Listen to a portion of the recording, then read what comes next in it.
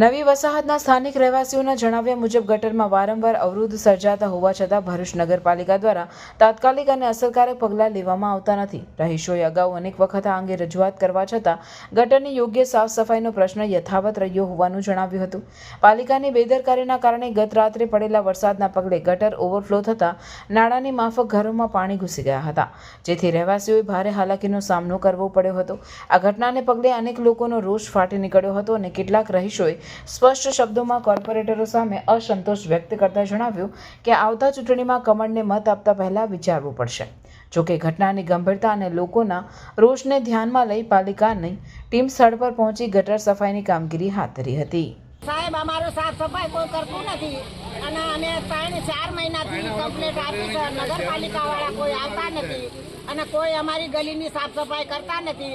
અમે 2 જણ રહી છીએ, અમારા ઘરમાં પાણી ગયું છે, અમારી સામું કોઈ જોતા નથી અને કોઈ નગરપાલિકાવાળા સાંભળતા નથી, કોઈ કમ્પ્લેટ લેતા નથી અને કોઈ અમારું કામ થતું નથી। અરે આ ગટર 4 મહિનાથી ઉભરાય કરી થાકી ગયા।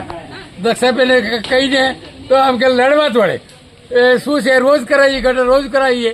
આપણે તમારા ઘરમાં જુઓ, આગળ પાછળ 2 બાજુ પાણી ગરી જાય, સાંભળતા જ નથી। રાતના શું કેમ ફરિયાદ કરવા જાય ને કે હા કાલે થઈ જાય, આજે થઈ જાય, હમણાં થઈ જાય। અરે જોવા હું કોઈ જોતું જ નથી, સાંભળતા નથી। 4 મહિનાથી આ પોઝિશન છે। હા, અમારા આજથી આવ્યા પછી અમારી ગટર તમે જે આવો અંદર ભરેલી આવી જ પોઝિશન છે। વસાહતમાં અમારા કોર્પોરેટર અહીંના જ છે, કોઈ દેખાતા જ નથી, પણ કોઈ દેખાતા નથી। જ્યારે વોટિંગ લેવો હોય ત્યારે સબ જોડી રાખી મિટિંગો કરાય। બસ આજ અમારે આ એક રાય છે। 3 મહિનાથી પ્રોબ્લેમ છે કે વરસાદ પડે ને ગટર જામ થઈ જાય ને બધાનો ટોયલેટનું બી ગટરમાં આવે છે, બધા ભજીયા બી બહાર બહાર નીકળે છે।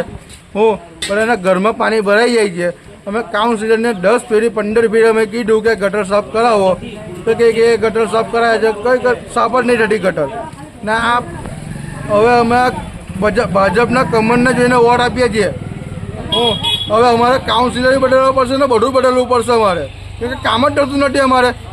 અમારે કામ થાય એવો માણસને અમારે લાવવા પડશે અમારે, કેમ કે અમે કહીને થાકી ગયા। અમારે આ તકલીફ વેઠવાની અમારે આ પાણી અમે તમે જોઈ શકો છો કે ગટરમાં ઘરમાં પાણી ભરાઈ ગયા, ગટરના પાણીઓ બધા। ચોમાસું એવું નથી, હવે ચોમાસું આવશે ત્યારે કેટલી તકલીફ પડશે, ત્યારે ઘરમાં પાણી ભરાઈ જશે અમારા આખા ગટરમાં।